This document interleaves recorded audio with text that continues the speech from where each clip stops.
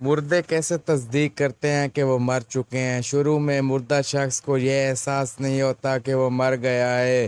وہ خود کو موت کا خواب دیکھتا ہوا محسوس کرتا ہے۔ وہ خود کو روتا نہیں آتا، گرہ لگاتا اور قبر پر اترتا ہوا دیکھتا ہے۔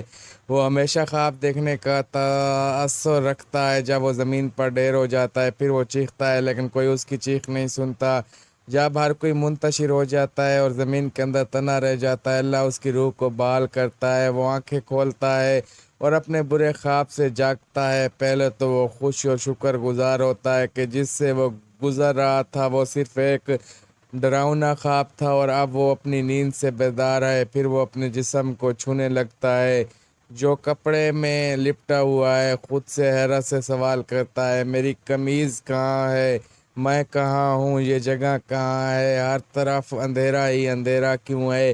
میں یہاں کیا کر رہا ہوں؟ پھر اسے احساس ہونے لگتا ہے کہ وہ زیر زمین ہے اور جو کچھ وہ محسوس کر رہا ہے وہ خواب نہیں ہے۔ اسے احساس ہوتا ہے کہ وہ واقعی مر گیا ہے۔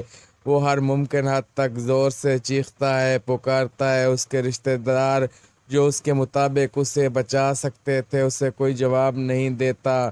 وہ پھر یاد کرتا ہے کہ اس وقت اللہ ہی وہ واحد امید ہے۔ وہ اس کے لیے روتا ہے اور اس سے معافی مانگتا ہے، اس سے التجا کرتا ہے، یا اللہ یا اللہ مجھے معاف کر دے یا اللہ۔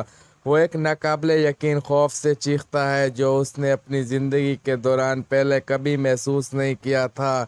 اگر وہ ایک اچھا انسان ہے تو مسکراتے ہوئے چہرے والے دو فرشتے اسے تسلی دینے کے لیے بیٹھ جائیں گے، پھر اس کی بہترین خدمت کریں گے۔ اگر وہ برا شخص ہے تو دو فرشتے اس کے خوف کو بڑھا دیں گے اور اس کے بدصورت کاموں کے مطابق اسے اذیت دیں گے۔ اے اللہ، میرے اور میرے ماں باپ اور میرے خاندان اور دوستوں کے گناہ معاف فرما اور ہمیں ایمان پر موت نصیب فرما۔ آمین ثم آمین۔ اللہ تبارک و تعالیٰ سے دعا ہے کہ اللہ تعالیٰ ہمیں نیک کام کرنے کی توفیق عطا فرمائے اور برے کاموں سے بچائے۔